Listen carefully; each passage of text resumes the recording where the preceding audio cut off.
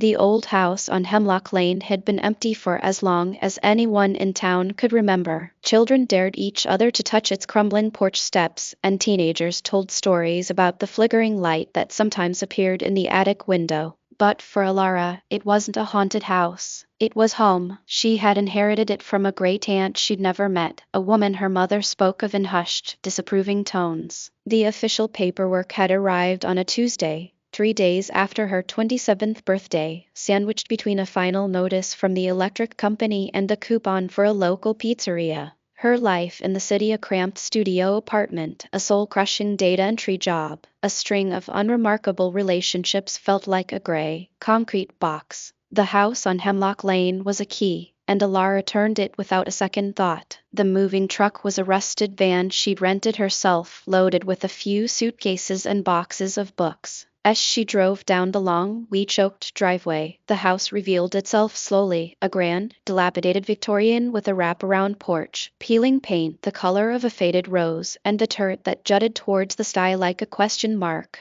It wasn't just a house, it was a promise of something else. The air inside was cool and still, smelling of dust, old wood, and the faint, sweet ghost of lavender. Sunbeams, thick with dancing motes, fell across the floorboards of the grand foyer. Elara dropped her bags, the sound echoing in the silence. For the first time in years, she felt she could breathe. Her great-aunt, whom she now knew was named Beatrice, had been an artist. The house was a testament to that. Canvases were stacked against walls, sketches were pinned to corkboards, and jars of dried-up brushes lined every windowsill. In the turret room, the light was perfect, and an easel stood like a sentinel, facing the overgrown garden. Exploring the house became Elara's new occupation. She hadn't yet looked for a job. She had a small savings buffer and a profound need for stillness. In the library, a room lined with books so old their spines had faded to uniform brown, she found a leather-bound journal. It wasn't locked. It was as if it had been left out, waiting. Beatrice's handwriting was elegant, a sweeping, confident script. The early entries were typical: observations about the garden, notes on the quality of light, recipes for scones. But as Elara read on, a different tone emerged. Beatrice wrote of a deep, abiding loneliness, of conversations held with the house itself. "The walls have years," one entry read, "and tonight, they whispered back. They told me the name of the man who built the staircase. They told me he had a daughter who died of fever in the autumn of 1887. Elara shivered, a thrill of unease and fascination running down her spine. She started to feel it then. A presence, not a ghost in the traditional sense, no cold spots or apparitions, but a hum of awareness. When she sat in the turret, she felt a gentle pressure, like a hand on her shoulder, encouraging her to look at the way the light hit the dust motes. When she walked through the garden, she felt guided towards a particularly beautiful, half-wild rose. The house wasn't haunted, it was attentive. One afternoon, while sorting through a box of trinkets in the attic, she found a small, oval mirror. Its frame was ornate silver, tarnished to black, and the glass was not clear but a swirling, milky gray, like a cataract. It was cold to the touch. She almost threw it away. But something made her hold onto it, wrapping it in an old sweater and placing it on the mantelpiece in her bedroom. That night, she woke with a start. The room was bathed in the pale blue light of a full moon. Her eyes were drawn to the mirror. The milky surface was no longer opaque. It was clear, and in it, she didn't see her own reflection. She saw the room behind her, but different. The faded wallpaper was bright and new, a pattern of gold and crimson. A fire crackled in a hearth that was now just a sealed-up space in her wall, and in the center of the room, a woman in a high-collared, dove-gray dress sat at a vanity, slowly brushing her long, dark hair. The woman paused, and in the mirror, her eyes lifted and met Elara's. A slow, sad smile touched her lips. Elara scrambled out of bed, her heart hammering. She grabbed the mirror, her fingers frantic against the cold silver. The image was gone. It was just her own pale, frightened face staring back, reflected in a now clear, ordinary glass. She didn't sleep for the rest of the night. In the morning, she took the mirror back to Beatrice's journal. She reread the entry about the builder's daughter, dying of fever, 1887. A dove-gray dress, The woman in the mirror wasn't Beatrice. It was the daughter of the man who built the house. Elara should have been terrified. She should have packed her bags and driven back to the city, back to the concrete box and the data entry job.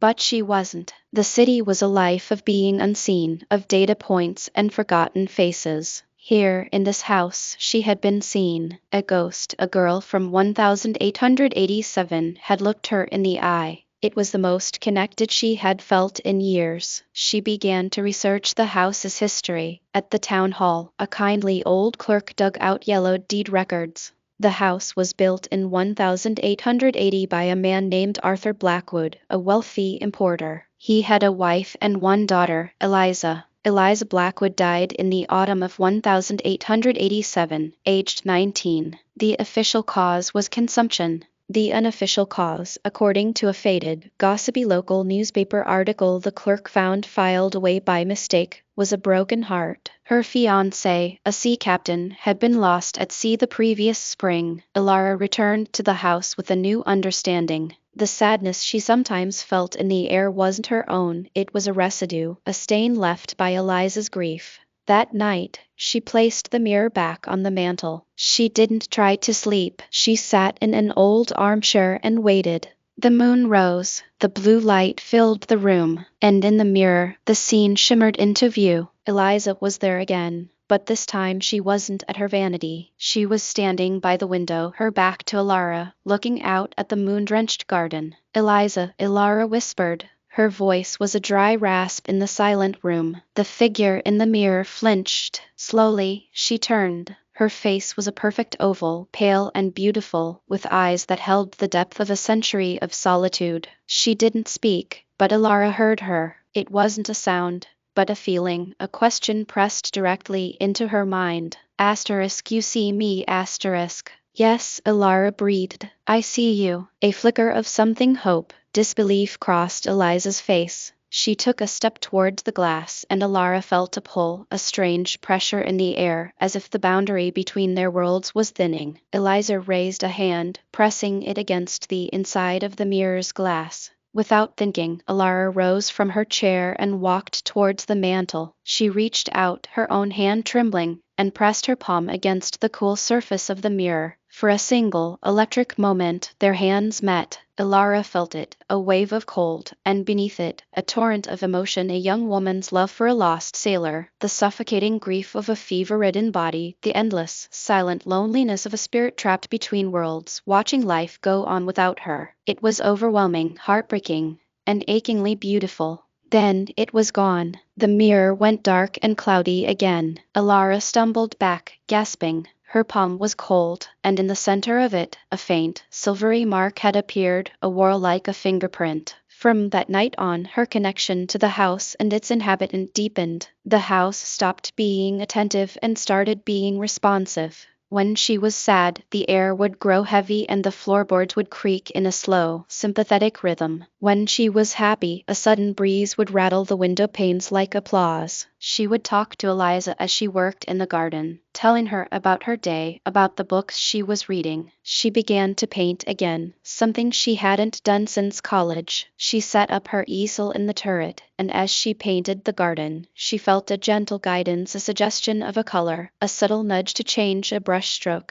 It was a collaboration. One evening, Elara found a hidden compartment in Beatrice's desk. Inside was a stack of letters tied with a faded ribbon. They were love letters written to Beatrice. The handwriting was cramped and passionate, and they spoke of a secret love, a relationship the town would never have understood. The last letter, dated a month before Beatrice's death, was different. It wasn't a love letter. It was a confession. My dearest, it read, I know you have felt the presence in your home. You have written to me of it, of the lady in the mirror. I must tell you the truth, the story my own grandmother told me. She was a maid in that house in 1887. She was the one who found Eliza Blackwood's body, but she also found something else. The sea captain, Eliza's fiancé, he didn't die at sea. He was a smuggler. He was killed in a dispute on the docks in Boston weeks before his ship was even due to sail. My grandmother saw the man who gave my great-grandfather the news. Eliza died thinking he was lost to the waves, faithful to her until the end. She never knew he was a liar and a cheat. My grandmother, on her deathbed, told me that a spirit held by a lie can never rest.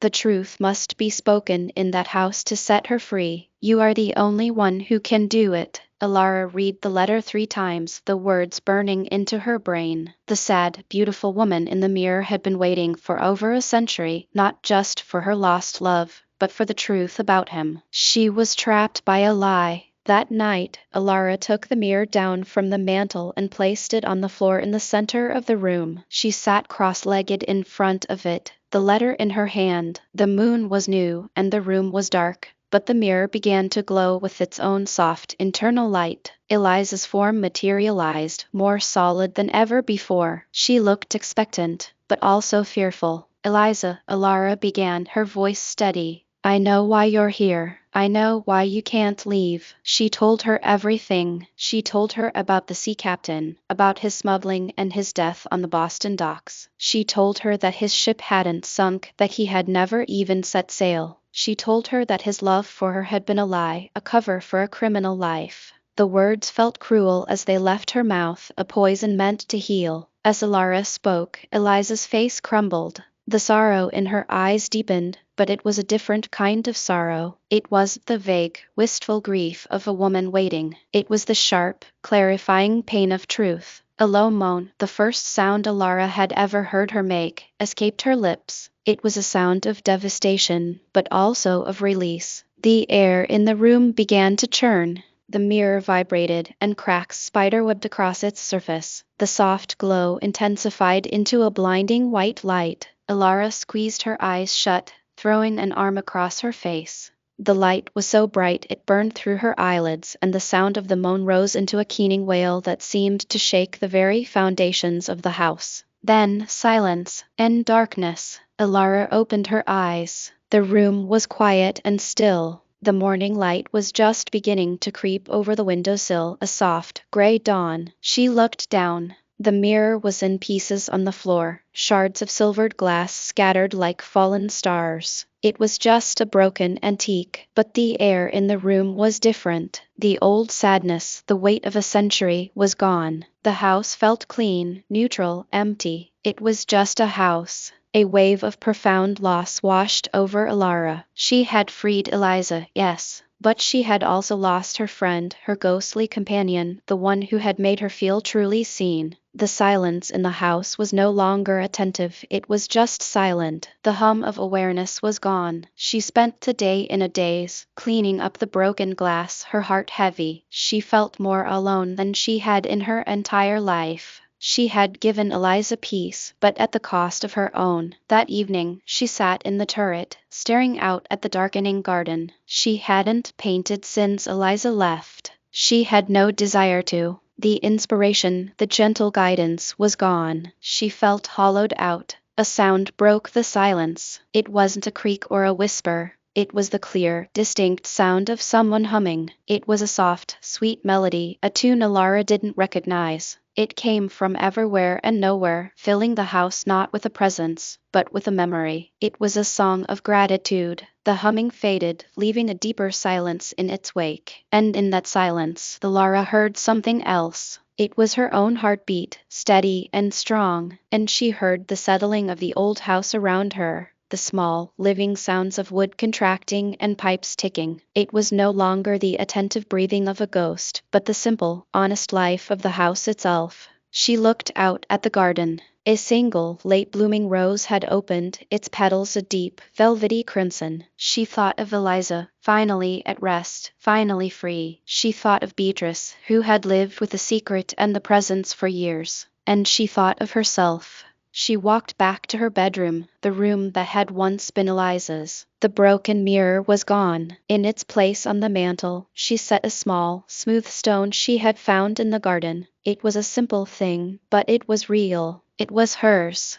That night, she slept soundly for the first time in weeks. No dreams, no visitations, just the deep, restorative sleep of the truly tired. She woke to the sun streaming through her window, painting the room in shades of gold. It was just her room. It was just her house. She went down to the kitchen and made herself a pot of coffee. She drank it on the porch, watching the birds flit through the overgrown garden. The air was crisp and clean, smelling of damp earth and the first hint of autumn. For the first time, she didn't feel like a visitor in someone else's story. She felt like the author of her own. She had come to Hemlock Lane looking for an escape from her gray life. She had found a ghost, a mystery, and a purpose. She had given a lost soul the only thing that could set her free, the truth. And in doing so, she had found her own truth. She wasn't just the person who inherited the old house on Hemlock Lane. She was the person who finally made it a home. She was alive, and the world, with all its pain and beauty, was waiting for her to paint it.